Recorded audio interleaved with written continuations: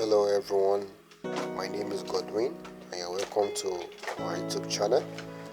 Today I'm going to be showing you how to remove background in less than 1 minute on Adobe Photoshop. If you haven't subscribed, please do subscribe to our channel. So here is our image. As you can see, the image of a horse in the suit, right? So we're going to be removing the background. First of all, we need to make some adjustments. You have to go to your selection tool, then you can click on W on your keyboard. It will take you to your selection tool, then you go to the up bar and select subject. So it's going to load.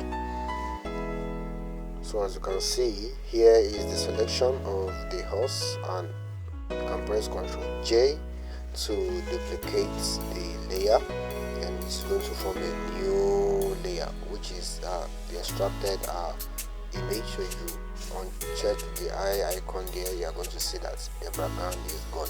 So as you can see, this is the very fast and the most reliable way of removing background using Adobe Photoshop. So as you can see, the background is gone, and in less than 1 minute you can remove background.